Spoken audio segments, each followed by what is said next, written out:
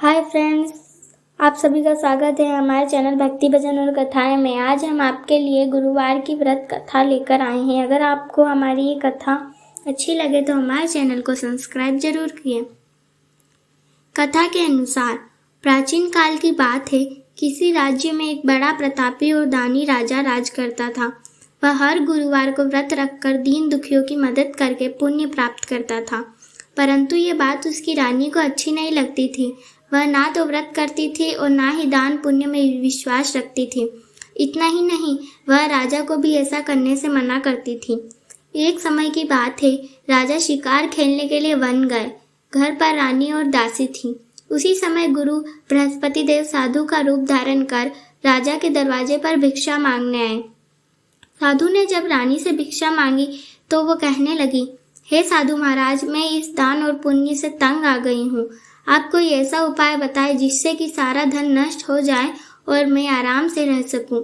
इतना सुनकर बृहस्पति देव ने कहा, हे देवी, तुम बड़ी विचित्र हो। संतान और धन से कोई दुखी होता है?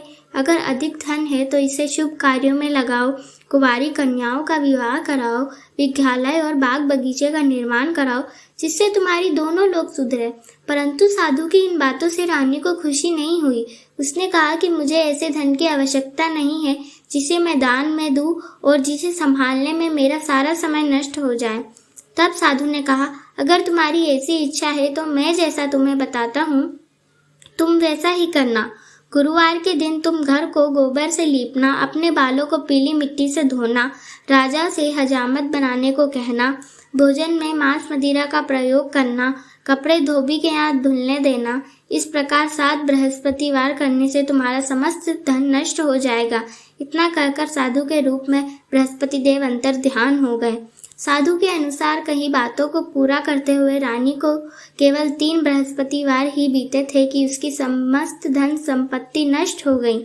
भोजन के लिए राजा का परिवार तरसने लगा। तब एक दिन राजा ने रानी से बोला कि हे महारानी, तुम यहीं रहो, मैं दूसरे देश को जाता हूँ, क्योंकि यहाँ पर सभी लोग मुझे जानते हैं, इसलिए मैं कोई छोटा कार्य नहीं कर सकता। ऐसा कहकर राजा दूसरे देश चला गया। वहाँ वह जंगल में लकड़ी काट कर लाता और शहर में बेचता। इस तरह वह अपना जीवन व्यतीत करने लगा। इधर राजा के प्रदेश जाते ही रानी और दासी दुखी रहने लगी। एक बार जब रानी और दासी को 7 दिन तक बिना भोजन के रहना पड़ा तो रानी ने अपनी दासी से कहा, हे दासी, पास ही के नगर में मेरी बहन रहती है। वह बड़ी धनवान है। तू उसके पास जा और कुछ ले आ ताकि थोड़ी बहुत गुजर बसर हो जाए। दासी रानी की बहन के पास गई। उस दिन गुरुवार था और रानी की बहन उस समय बृहस्पतिवार व्रत की कथा सुन रही थी।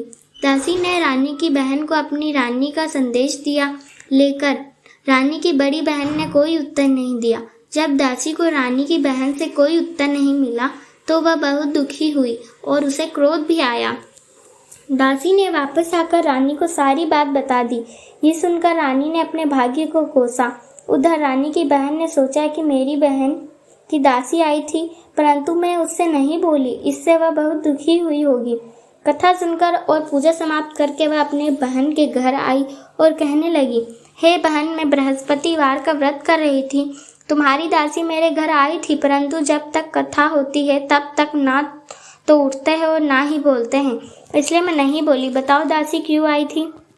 रानी बोली, बहन, तुमसे क्या छिपाऊं, हमारे घर में खाने तक को अनाज नहीं है।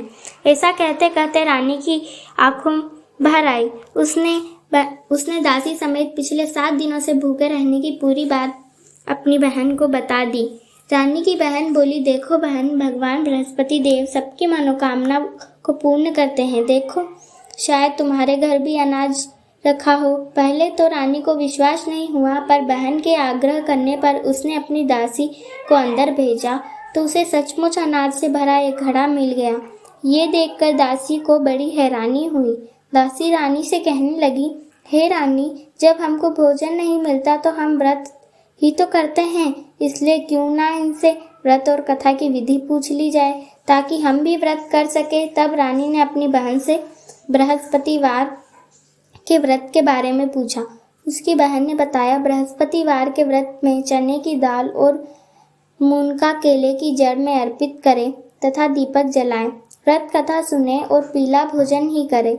इससे बृहस्पति देव और भगवान विष्णु प्रसन्न होते हैं। व्रत और पूजा की विधि बताकर रानी की बहन अपने घर को लौट गई। 7 दिन के बाद जब गुरुवार आया तो रानी और दासी ने व्रत रखा। वह गुड़साल में जाकर चना और गुड़ लेकर आई। फिर उससे केले की जड़ तथा विष्णु भगवान की पूजा की। अब पीला भोजन किया। चिंता को लेकर दोनों बहुत दुखी हुई। चूंकि उन्होंने व्रत रखा था इसलिए बृहस्पति देव उनसे प्रसन्न थे। वह एक साधारण व्यक्ति का रूप धारण कर 2 थालों में पीला भोजन दासी को दे गए। भोजन पाकर दासी प्रसन्न हुई और फिर रानी के साथ मिलकर भोजन ग्रहण किया। उसके बाद वह सभी गुरुवार को व्रत और पूजा करने लगी। बृहस्पति देव की कृपा से उनके पास फिर से धन संपत्ति आ गई, परंतु रानी फिर से पहले की तरह आलस्य करने लगी। तब दासी बोली, देखो रानी, तुम पहले भी इस प्रकार आलस्य करती थी। तुम्हें धन रखने में कष्ट होता था, इस कारण सभी धन नष्ट हो गया, और अब जब देव बृहस्पति की कृपा से धन मिला है तो तुम्हें फिर से आलस्य होने लगा है।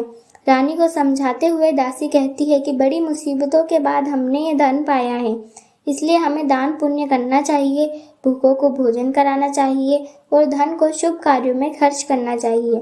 इससे तुम्हारे कुल का यश बढ़ेगा, स्वर्ग की प्राप्ति होगी और पितृ प्रसन्न होंगे। दासी की बात मानकर रानी अपना धन शुभ कार्यों में खर्च करने लगी। इससे पूरे नगर में उसका यश बढ़ने लगा। बृहस्पतिवार व्रत कथा के बाद श्रद्धा के साथ आरती की जानी चाहिए। इसके बाद प्रसाद बांटकर उसे ग्रहण करना चाहिए।